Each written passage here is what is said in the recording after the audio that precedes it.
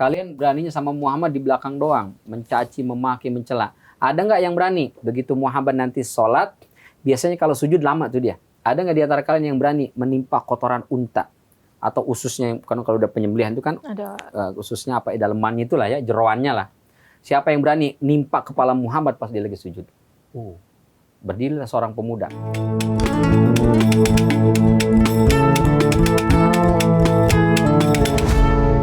Bismillahirrahmanirrahim. Assalamualaikum warahmatullahi wabarakatuh. Sahabat muslim dimanapun Anda berada, apa kabar? Semoga dalam keadaan sehat walafiat dan alhamdulillah hari ini dipertemukan lagi kita bersama satu kisah sahabat bersama saya Dong Niken. Dan kali ini seperti biasa di studio telah hadir Ustadz Bani Hashim. Beliau adalah spesialis kajian yang nantinya akan menuntun kita untuk lebih mengenal Rasulullah, keluarga dan sahabatnya. Assalamualaikum Ustadz. Waalaikumsalam. Ustadz sehat? Merah hari ini sepertinya menyala untuk membahas tema kita hari ini. Kita lanjut. Sebelum api ditemukan sudah menyala. Oh gitu. Lebih menyala lagi dengan tema kita ya Ustadz. Semakin kita ulas, semakin kita bahas. Kali ini yang kita angkat adalah bagaimana proses dakwah Rasulullah yang sudah mulai dilakukan secara terang benderang. Langsung saja Ustadz, silahkan.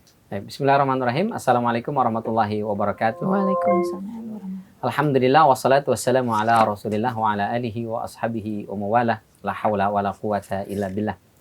Sobat muslim dimanapun berada, kita di pertemuan sebelumnya sudah membahas tentang bagaimana peranan Ibunda Khadijah dalam dakwah sir atau periode masa di mana Nabi Shallallahu Alaihi Wasallam menyebarkan agama Islam ini secara diam-diam atau secara sembunyi-sembunyi, yang itu kurun waktunya kurang lebih 3 tahun. Sampai kemudian Allah Subhanahu Wa Taala memerintahkan nabinya dalam surat Al-Hijr, kata Allah, fasda' bima tu'mar wa arid 'anil musyrikin. Sampaikanlah yang diperintahkan Allah kepadamu secara terang-terangan. Maka Nabi Shallallahu Alaihi Wasallam pertama yang beliau lakukan adalah mengumpulkan paman-pamannya, keluarganya. Beliau kemudian mengumpulkan paman-pamannya bersama dengan Abu Talib, kemudian menyampaikan dakwah ini, menyampaikan ide atau ideologi yang Allah perintahkan kepada Nabi Muhammad, lalu disampaikan kepada paman-pamannya. Maka paman-pamannya tidak merespon atau responnya biasa saja, tapi di situ ada Abu Talib yang mendukung dakwah Nabi Shallallahu Alaihi Wasallam, tapi tidak ikut dalam ajaran agamanya. Lalu ada juga pamannya yang menolak dengan keras, yaitu Abu Lahab. Yang puncaknya adalah ketika Rasul Shallallahu Alaihi Wasallam naik ke atas Bukit Shafa, kita ceritakan kemarin, lalu memanggil semua orang-orang Quraisy untuk berkumpul. Lalu kemudian Rasul menyampaikan, inni nadhirun baina yadaikum, bahwa saya datang memberikan peringatan kepada kalian bahwa besok akan ada kehidupan setelah kematian, di mana kita semua mempertanggungjawabkan semua amal yang kita lakukan. Maka sembahlah Allah, jauhilah perbuatan kesyirikan, jauhilah perbuatan dosa, maksiat, dan seterusnya. Maka kemudian Abu Lahab marah, selaya dia mengatakan, tabban laka ya Muhammad, alihada jama'atana. Celakalah engkau wahai Muhammad, apakah untuk ini kau kumpulkan kami semua untuk hal yang tidak penting ini? Maka kemudian kata Abu Lahab, bubar. Semua orang dibikin bubar. Maka turunlah kemudian surat Al-Lahab. Kata Allah, tabbat yada abi lahabi wa tab, ma aghna anhu maluhu wa ma kasab, sayasla naran zata lahab wa mara'atuhu hammalatal hatab fi jidiha hablum min masad. Kita pernah ceritakan sebelumnya bahwa Abu Lahab dan istrinya Ummu Jamil itu adalah masih paman dan bibinya Rasul Shallallahu Alaihi Wasallam, yang di episode sebelumnya pernah kita ceritakan, Mbak Niken, mereka melamar ya, memerintahkan kedua putranya yaitu Utbah dan Utaibah untuk menikahi kedua putri Rasul Shallallahu Alaihi Wasallam, yaitu Ruqayyah dan Ummu Kulsum. Nah, setelah turun surat Al-Lahab, rasa benci Abu Lahab itu semakin menjadi-jadi. Terutama juga istrinya ya. Istrinya Abu Lahab, Ummu Jamil atau Arwa bintu Harab itu semakin menjadi-jadi. Semakin tambah kesel, tambah dongkol, tambah sebel. Sampai puncaknya dia mengambil batu itu. Terus datang ke Ka'bah. Di dekat Masjidil Haram, dia lihat ada Abu Bakar. Abu Bakar, kasih tahu sama temanmu itu ya. Biar bagaimanapun saya ini bibinya. Abu Lahab itu pamannya. Kami ini orang tua yang mesti dihormati. Siapa bilang saya adalah pengumpul kayu bakar? Emang kamu pernah lihat saya ngumpulin kayu bakar? Marah-marah kayak itu.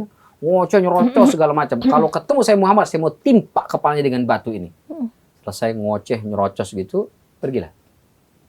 Kata Abu Bakar, ya Rasul, ini orang marah-marah ngoceh nyerocos, kan kau ada di samping saya dari tadi. Emang dia nggak lihat ada engkau? Kata Rasulullah, Allah telah memberikan hijab, penghalang, sehingga dia tidak bisa melihat saya. Masya Allah. Itu yang Allah katakan dalam surat Al-Isra ayat 45. Ba'da a'udzubillahi minasyaitonirrajim wa idza qara'tal qur'ana ja'alna bainaka wa bainal ladzina la yu'minuna bil akhirati hijaban mastura. Apabila engkau membacakan ayat-ayat Al-Qur'an, maka Allah akan menjadikan antara engkau dan orang-orang yang tidak beriman kepada Allah dan hari akhirat itu ada dinding yang menghalangi.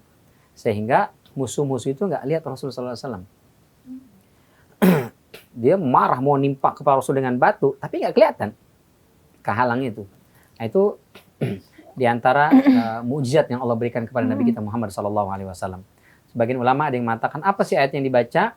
Sebagian menyebutkan adalah ayat Yasin, surat Yasin ayat 9 itu. Wa ja'alna min baini aydihim sadda wa min khalfihim sadda faghshaynahum fahum la yubsirun. Dan kami jadikan di hadapan mereka sadda, dinding penghalang. Wa min khalfihim sadda, dan di belakang mereka ada penghalang. Faghshaynahum, kami tutup penglihatan mereka, wahum la yubsirun, mereka tidak bisa melihat engkau ya Rasulullah. Nah, ini mukjizat yang Allah berikan kepada Nabi kita Muhammad sallallahu alaihi wasallam.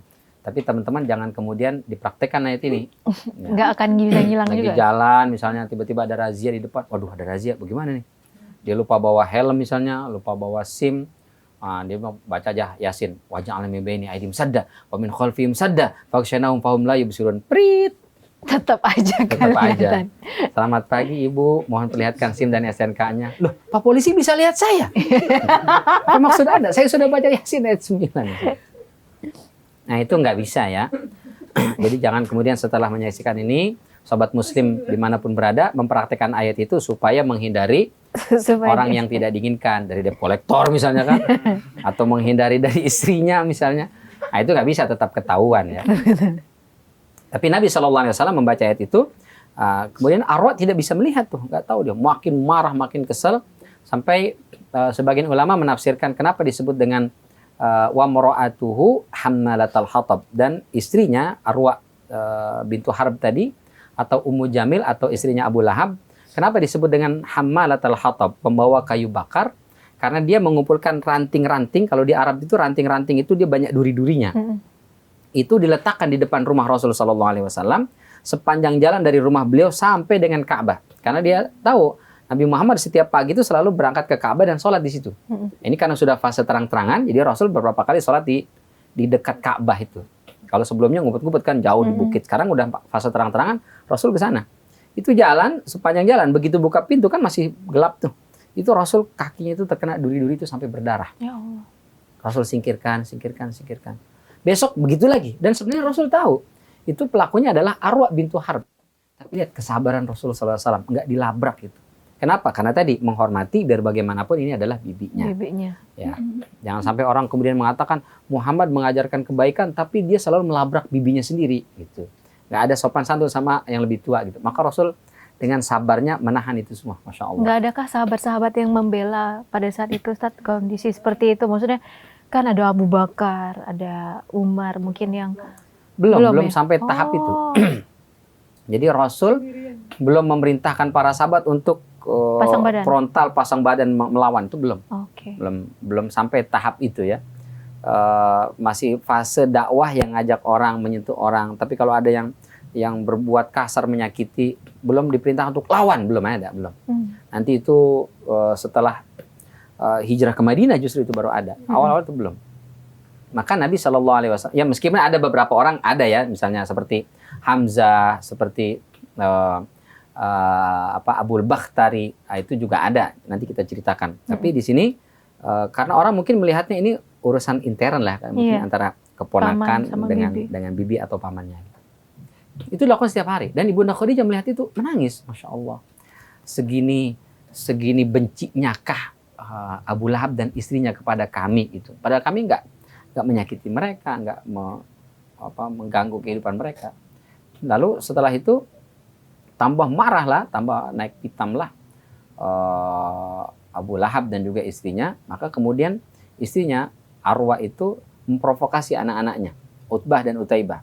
Dipanggil, Utbah, Utaibah, pokoknya mama nggak mau tahu. Detik ini juga ceraikan anaknya Muhammad itu. Bikin dia janda sebelum tinggal satu atap. Alhamdulillah. Itu pikir dia, ini Khadijah bakal nangis-nangis nih. Ya, Muhammad bakal melas-melas nih, tolong jangan ceraikan anak. Mungkin begitu pikirnya. Tapi yang terjadi, begitu disampaikan, jadi kita pernah sampaikan bahwa mereka menikah itu tapi belum tinggal satu atap. Iya, untuk memberi tanda aja bahwa Tanda. kepemilikan ya. Ini sudah dinikahi gitu. Jadi Ruqayyah dan Ummu Kulsum radhiyallahu anhuma itu belum tinggal satu atap dengan Utbah dan Utaibah. Maka kemudian begitu diceraikan, disampaikan, ya mereka menangis sih. Ya Ruqayyah, Ummu Kulsum tetap sedih kan, ya kok saya diceraikan gitu. Ini kan urusan masalah dakwah ini kan sebenarnya nggak harus melibatkan saya, ya melibatkan rumah tangga kita sih ya adem-adem aja sebenarnya gitu. Kenapa kemudian tiba-tiba diceraikan? Dan mohon maaf ya, dalam kayaknya di semua lapisan masyarakat, di semua masa lah ya, mohon maaf, perempuan pasti merasa sedih ketika diceraikan oleh suaminya. Mohon maaf sekali, status janda itu tetap bukan sesuatu yang baik ya buat masyarakat manapun gitu. Meskipun itu adalah pilihan terbaik, tetapi pada ujungnya ya tetap rasa saya menjanda nih, tetap ada satu hal yang sedih lah ya. Merasa kurang. Merasa kurang. Meskipun saya kalau tetap bertahan justru dianiaya, dizolimi, ya cerai adalah pilihan terbaik ketika itu. Tapi setelah bercerai tetap ada merasa ada yang kurang lah gitu. Ada something lah yang kurang bagus lah. Itu pula yang dia dirasakan oleh Ruqayyah dan Ummu Kulsum. Maka kemudian datanglah ke orang tuanya dan mengatakan, ayah, ibu, kami sudah dicerai. Nah, tapi di situ justru Ibunda Khadijah mengatakan, alhamdulillah, Allah jauhkan anak-anakku dari anak-anaknya Arwa dan juga Abu Lahab. Ya, karena memang orang tua feelingnya ya nggak enak kan, dapat menantu ini dari orang tuanya yang aduh luar biasa. Karena memang karakter Abu Lahab dan Ummu Jamil atau Arwa itu sebelum Rasul jadi Nabi pun memang karakternya udah nggak bagus. Karena biasanya begitu ya, karakter itu nggak bisa dirubah ya. Misalnya orang itu rame ya, dia setelah menjadi muslim tetap rame, cuman dia arahkan saja. Sebelumnya rame yang negatif, sekarang ramenya positif gitu. Orang yang temperamental, sebelum masuk Islam dia temperamental, setelah masuk Islam juga tetap temperamental, seperti Umar misalnya. Sebelum masuk Islam, Umar tuh temperamental, marah, bawanya pengen mukul, pengen nonjok orang. Setelah masuk Islam, sama, ada orang ganggu Rasul biasa tebas tuh lehernya. Karakternya nggak bakal bisa berubah ya. Maka Arwa dan Abu Lahab itu sebelum Rasul dilantik sebagai Nabi dan Rasul, dia memang karakternya nggak bagus gitu. Maka dari awal memang Ibunda Khadijah sebenarnya nggak srek ya. Maka Zainab itu sudah dinikahkan dengan Abul As. Cuman karena mereka merasa kepanasan gitu ya, ini kok keluarganya keluarga Khadijah nih, keluarga kita bagaimana nih? Maka dalam tanda kutip dinikahkan secara paksa lah Ruqayyah dan Ummu Kulsum kepada Utbah dan Utaibah sebenarnya.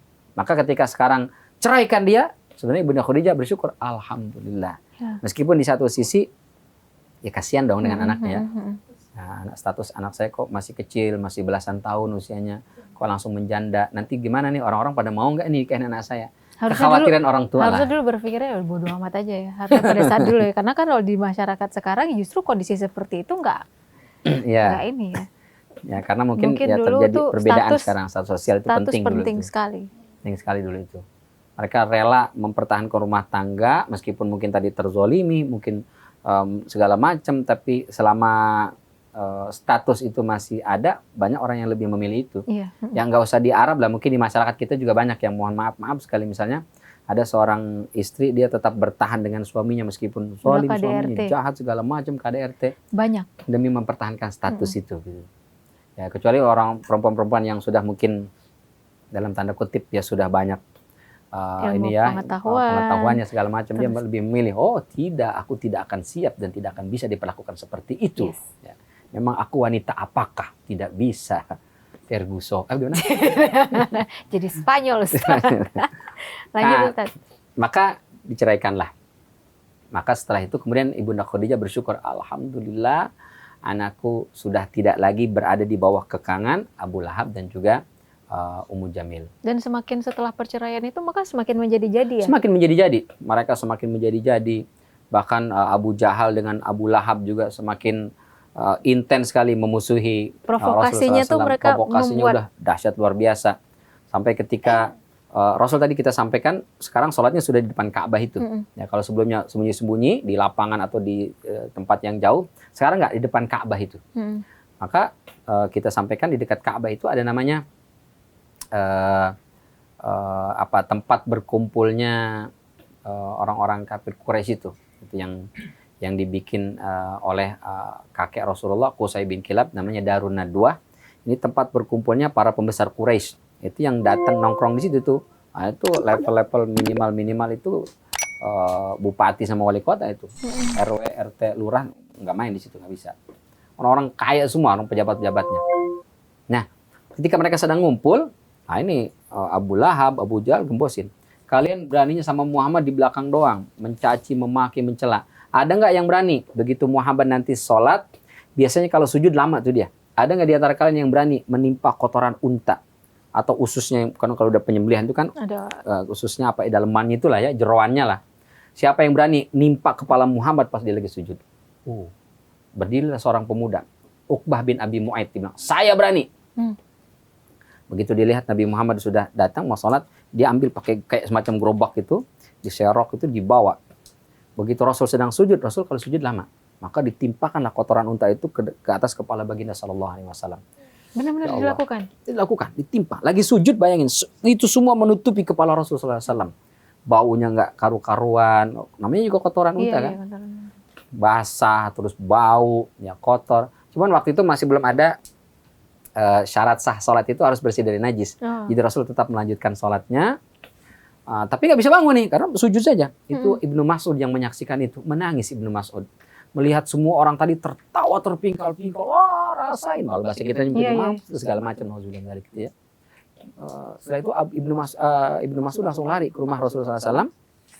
Menyampaikan kepada keluarganya Rasulullah SAW. Ngasih tahu bagaimana diperlakukan Rasulullah oleh orang-orang tadi. Baik Ustadz, kita akan lanjutkan perbincangan kita yang semakin seru ini setelah yang satu ini. Jangan kemana-mana, tetap bersama kami di Satu Kisah Sahabat.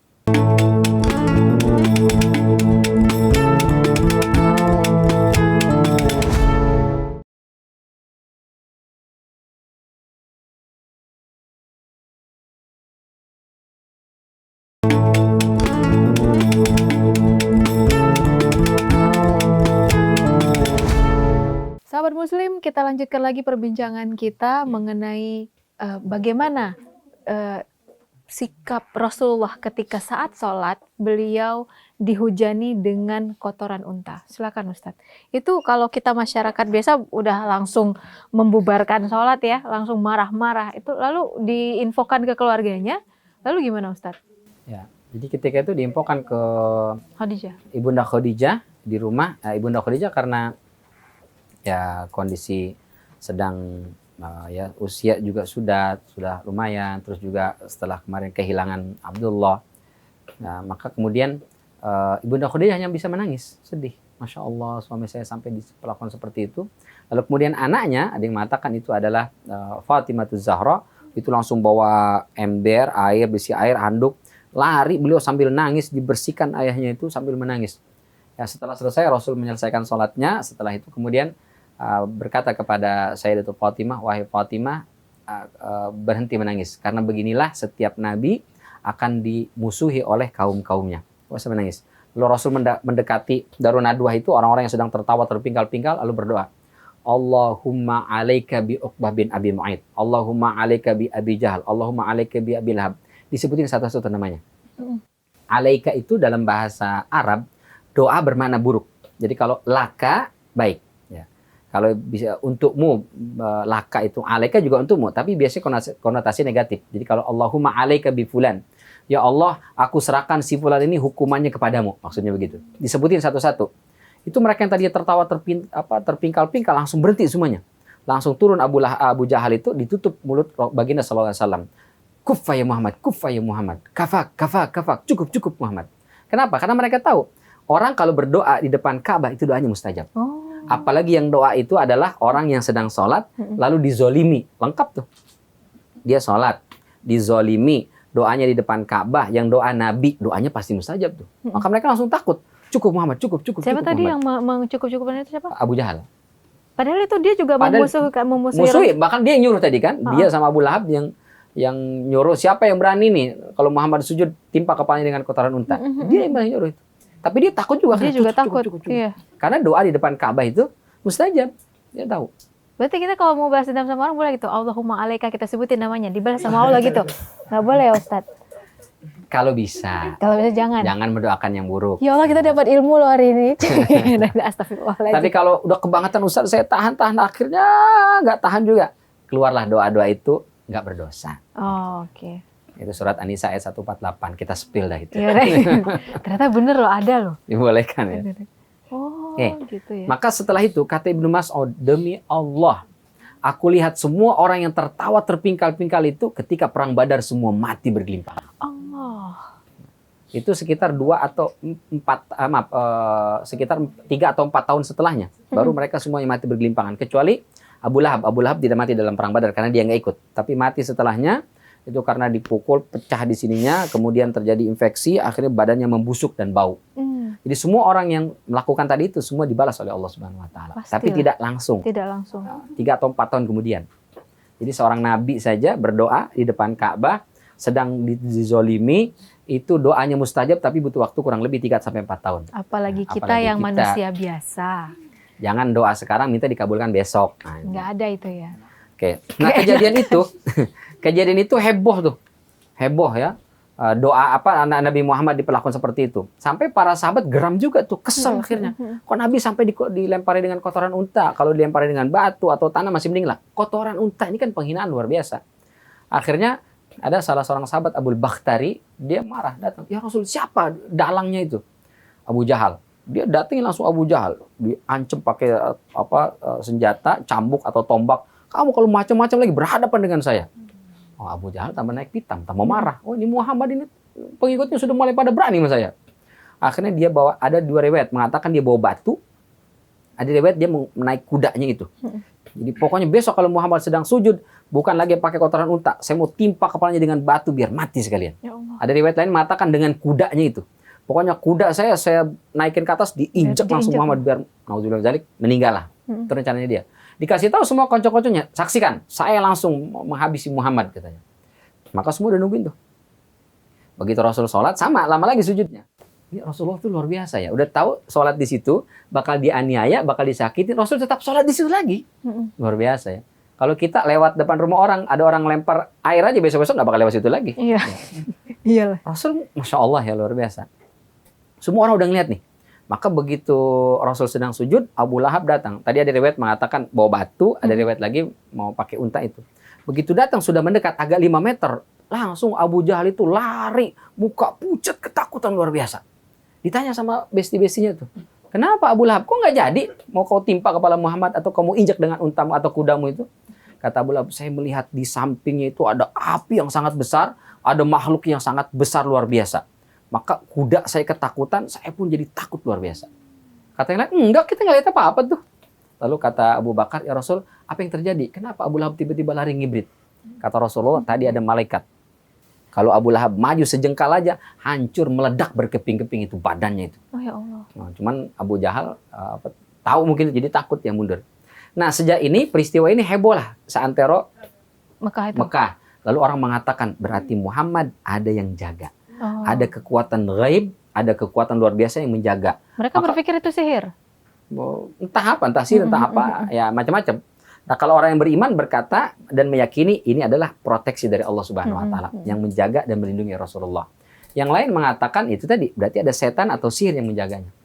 Itu satu. Yang kedua, Abu Lahab itu, Abu Jahal, Al-As bin Wa'il dan gembong-gembongnya itu mereka biasa setiap pekan itu suka ini pesta-pesta gitu. Jadi suka nyembelih unta, kadang 1 ekor 2 ekor, makan-makan. Minggu ini di rumahnya Abu Jahal, besok di rumah Abu Lahab, besok di rumah Al-As bin Wa'il, besok di rumah Utbah bin Rabi, begitu giliran aja. Tapi itu khusus buat mereka-mereka doang, orang-orang para pembesarnya. Jadi kalau ada orang miskin, anak yatim datang, diusir. Pergi kamu, merusak pesta kita aja nih. Kalau agak dekil-dekil jelek gitu, dekil and dekumi langsung diusir. Ini perkumpulan orang-orang keren aja gitu, orang bangsawan aja. Sampai suatu hari mereka punya ide, bagaimana kalau kita ngeprank Muhammad? Gimana caranya? kita panggil anak yatim suruh datang. Mau kita kasih bagian dari daging itu. Ya, kan anak yatim karena disuruh datanglah dia. Anak yatim yang miskin, mohon maaf ya, datang nggak pakai baju atau baju compang-camping datang. Begitu datang langsung diusir. Kamu nggak boleh. Apa yang minta sini? Tadi kan saya disuruh datang mau dikasih, kenapa nggak dikasih? Diusir, dibentak. Terus kata Abu Jahal, kalau kau mau dapat bagian dari daging ini, minta tolong sama Muhammad. Biar Muhammad yang datang ke sini minta ke saya, ngemis-ngemis ke saya, nanti saya kasih. Anak kecil kan nggak ngerti kan? Dia tetap aja datang ke rumah Rasulullah. Muhammad, tolongin saya. Kenapa? Katanya saya baru akan dikasih daging kalau kau bantu saya memintakan kepada Abu Jahal. Oh, maka Rasulullah datanglah bawa itu. Ini semua orang udah pada ketawa. Ah, kena nih Muhammad nih. Kita prank dia. Pokoknya sampai dia sujud pun tidak bakal dikasih. Abu Jahal, sudah siap? Tidak akan aku kasih. Biar dia tahu di hadapan anak kecil ini, dia nggak bisa berbuat apa-apa. Jangankan bantu satu Mekah, bantu anak yatim satu aja nggak bisa. Mau dibikin begitu rencananya. Maka begitu datang. Abu Jahal, tolong kasih nih anak. Abu Jahal langsung ambil daging semua. Banyak dikasih. Teman-temannya langsung, gimana sih ini? Pergilah Rasulullah dengan anak yatim itu bawa daging, langsung marah-marah. Gimana sih Abu Jahal? Katanya mau ngeprank Muhammad. Katanya sampai sujud-sujud pun tidak kita kasih. Biar anak yatim itu tahu Muhammad nggak bisa nyelamatin, nggak bisa nolong dia. Kenapa baru datang langsung kau kasih? Apa kata Abu Lahab? Yang aku lihat Muhammad datang dengan anak yatim, di samping kanan kiri ada makhluk besar bawa pedang sambil ngancam, kasih nggak? Kalau aku nggak kasih, aku ditebas nanti. Kata yang lain, kita nggak lihat apa-apa. Kita lihat cuma Muhammad datang dengan anak yatim itu. Masya Allah, itulah turun surat Ara'aita alladhi yukadzibu biddin fadzalika alladhi yad'ul yatim wa la yahuddu ala ta'amil miskin, dan seterusnya. Nah, itulah para pendusta agama yang suka membentak, menghardi anak yatim. Tapi Nabi SAW itu bisa datang membantu anak yatim. Tadi orang menganggap berarti ada kekuatan magic. Ada sesuatu yang menjaga, melindungi Nabi Muhammad SAW. Maka mereka sudah mulai tuh agak-agak takut, agak jiper, agak ketar-ketir dengan Nabi Muhammad. Dari situ mereka mengatakan berarti kita tidak bisa menyakiti Muhammad, kita bisa menyakiti orang-orang yang di sekitarnya saja. Gitu. Gitu. Berarti banyak sekali ya surat-surat pendek yang makiyah itu turun karena peristiwa-peristiwa seperti itu ya? Betul, banyak sekali peristiwa-peristiwa yang ya relate dengan sejarah perjalanan itu, ya? Nabi Shallallahu Alaihi Wasallam itu ya. Oh, itu turun pada saat dakwah terang-terangan itu tadi? Dakwah terang-terangan. Jadi pas sudah mulai dakwah terang-terangan itu, sudah mulai banyak yang memusuhi Rasulullah Shallallahu Alaihi Wasallam. Nah, disitulah turun surat-surat yang pendek tadi atau ayat-ayat Al-Quran yang menjelaskan peristiwa-peristiwa yang terjadi itu. Jadi sebenarnya kita kalau baca sejarah itu, terus kita baca Quran, jadi lebih relate, lebih kena gitu. Okay. Sehingga teman-teman, sobat muslim dimanapun berada, ketika mungkin nanti baca lagi sholat, baca surat Al-Ma'un tadi, langsung kebayang, ya Allah iya nih, dulu Abu Jahal nih, pelit, menghardik anak yatim tapi mau dibacok sama malaikat. Ah kalau gitu saya jangan pelit juga lah sama anak yatim. Gitu. Pesannya sebenarnya ke situ, pesannya gitu. Seperti itu. Atau misalnya jahil sama orang, mengganggu orang lain tadi, menebar duri seperti Arwa, itu turunlah surat Al-Lahab tadi, Al-Masad itu. Nah, sebenarnya surat-surat pendek yang sering kita baca itu adalah surat-surat yang sangat erat ya kaitannya dengan sejarah perjalanan dakwah Nabi Sallallahu Alaihi Wasallam. Dan itu memang turun setiap Rasulullah mengalami sesuatu langsung. Modelnya macam-macam ya. Ada yang turun karena bentuk proteksi Allah, perlindungan kepada Rasulullah. Ada yang turun karena ada orang bertanya, gitu. Ada turun sebagai bentuk penjagaan kepada Rasul Sallallahu Alaihi Wasallam. Jadi kalau kita urutkan misalnya, Inna a'tainakal kautsar, itu qul ya ayyuhal kafirun, baru idza jaa nasrullahi wal fath, baru kemudian surat Al-Masad, Al-Lahab. Kalau kita runut itu kata Syekh Muhammad Amin Asy-Syanqiti, surat Al-Kautsar itu peristiwa di mana orang-orang menghina, menuduh Rasul dengan sebutan abtar dan seterusnya ya. Lalu kata Allah, qul ya ayyuhal kafirun ta'budu ma ta'budun. Setelahnya itu, meskipun orang memusuhi, menyakiti, membenci, kita harus tetap fokus, kita harus tetap sikap kita tegas, jangan kemudian langsung berbalik. Biasanya orang begitu kan, awalnya sikap tegas, tapi begitu banyak yang musuhi, akhirnya ya udahlah melunak gitu. Makanya lakum dinukum waliyadin. Nah, ujungnya lakum dinukum waliyadin. Mereka memusuhi pun tetap. Nanti kalau kita tetap konsisten dalam kebaikan, meskipun orang memusuhi, ya, turun berikutnya idza jaa nasrullahi wal fath. Allah akan ngasih pertolongan. Apa pertolongannya? Macam-macam.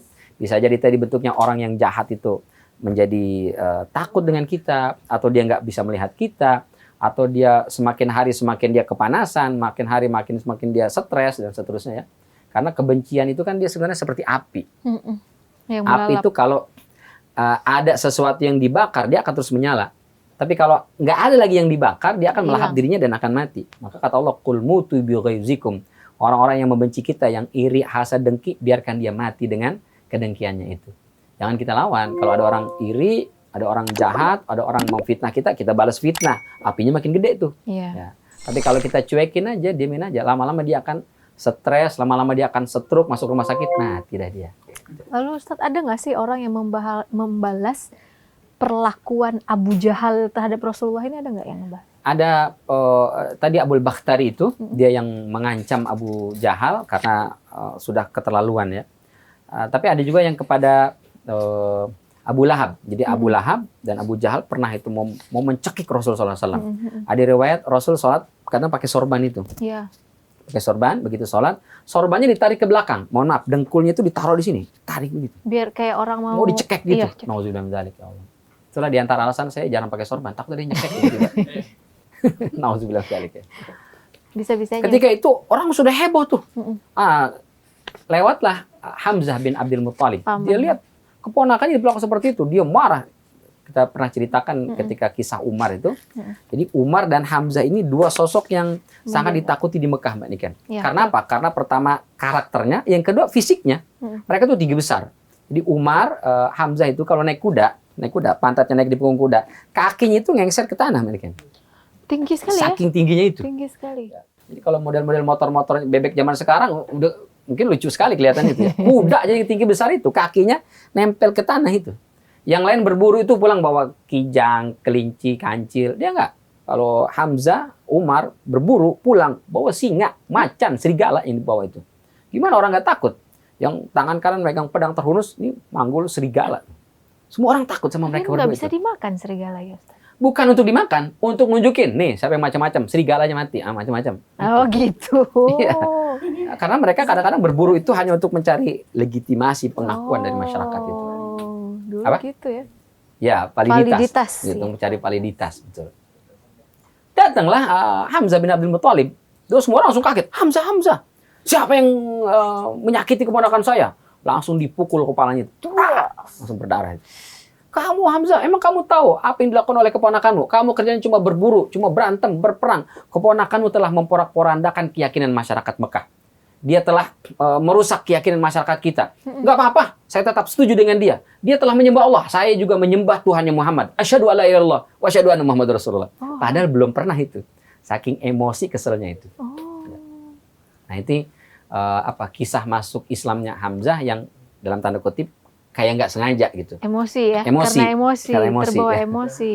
Ya, tapi lama-lama kemudian Hamzah akhirnya memeluk agama Islam, kemudian dia belajar dan betul-betul membackup dakwah Nabi Shallallahu Alaihi Wasallam.